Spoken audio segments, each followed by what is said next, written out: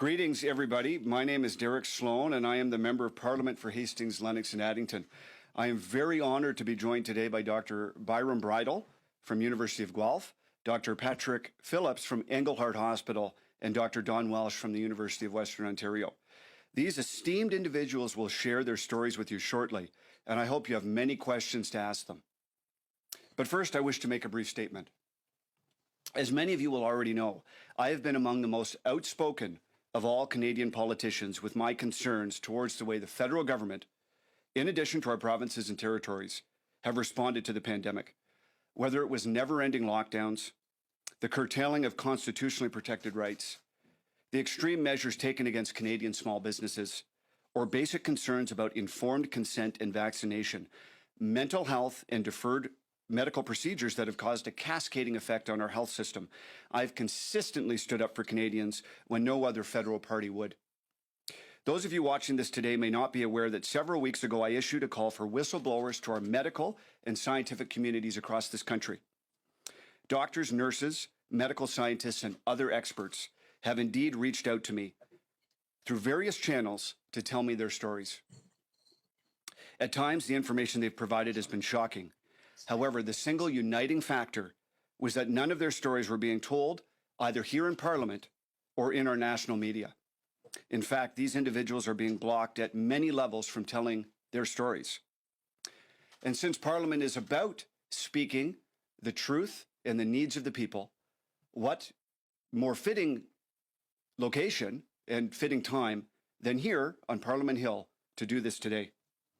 One of the first whistleblowers to reach out to me was a concerned nurse who has spent over 20 years working in a hospital in my riding of Hastings, Lennox and Addington. For her own protection, I will not name her today. When she reached out to my office, it was to inform me that the local hospital she worked in was experiencing very low numbers of COVID patients.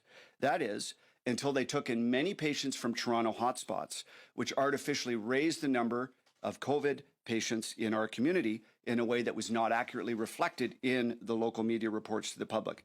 It made it look like locally we had a lot more active cases than we truly had.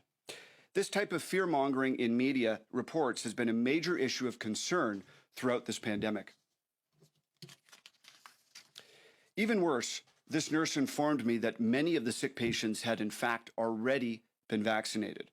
This was not something we were hearing from our local health officials in local media reports. Even worse, this honest and diligent nurse was afraid to say anything publicly because the College of Nurses of Ontario was threatening nurses who spoke out with what they were personally witnessing in their hospitals. Anecdotal stories such as this came in with several frontline medical professionals reaching out to me with each passing day. It gets worse. On the whistleblower file, things drastically changed on April 30th, 2021. The College of Physicians and Surgeons of Ontario, known as CPSO, issued a dire statement threatening any doctor who spoke out about what they were witnessing on the front lines of our hospitals, in their own clinics, and in our communities. The purpose of governing bodies like the CPSO is to protect the public, not to stifle legitimate scientific inquiry or dissent by professional doctors. But this attempt to intimidate doctors into silence had the opposite effect. My office was inundated with calls of concern. At the time, we began working very closely with multiple groups of doctors and other concerned medical professionals. These honest and hardworking doctors are fully galvanized against the regressive authoritarian overreach of the CPSO and other similar governing bodies. I'm going to share a couple of stories that have been shared with me from medical professionals and ordinary Canadians, and then the doctors here today will share their perspectives as well. The first note surrounds vaccination from an individual who can't share her name due to potential job repercussions.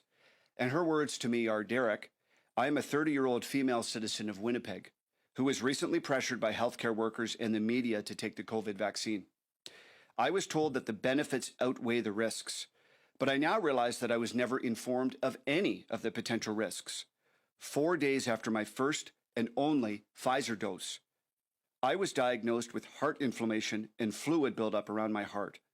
I'm now on anti-inflammatories for 3 months that have the potential of injuring my only kidney. And she adds, I was born with only one kidney. The media keeps saying that these cases are rare and that they typically happen in young men. But so far, she says, I know 3 other Winnipeg women who have also developed heart issues post-shot. And she notes that we are all young, under 35 years old. Well, this is all concerning, she goes on to say. The most concerning part is that we are still being advised by our doctors to get a second dose. At this point, it feels like they are purposefully trying to harm us.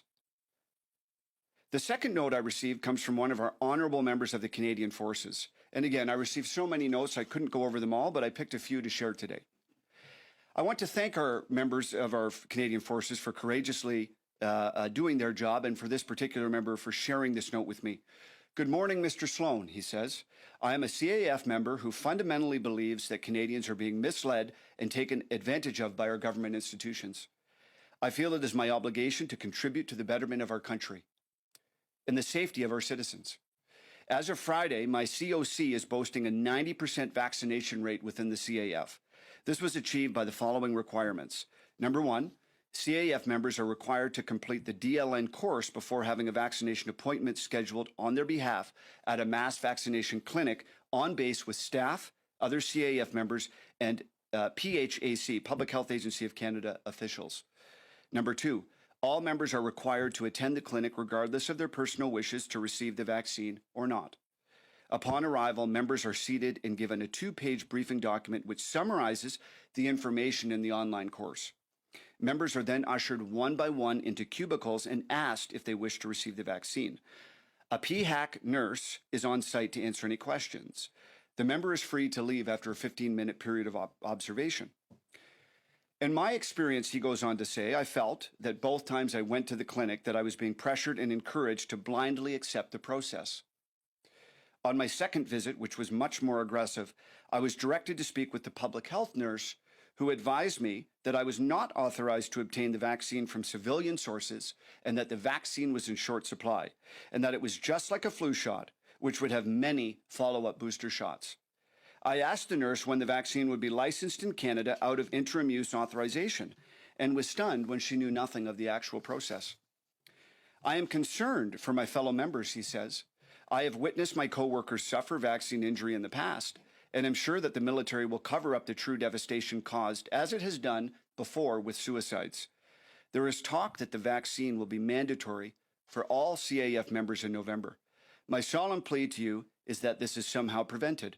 We are currently being told to be leaders and take the vaccine, and if this happens, it won't be long before all Canadians will be subject to mandatory vaccination.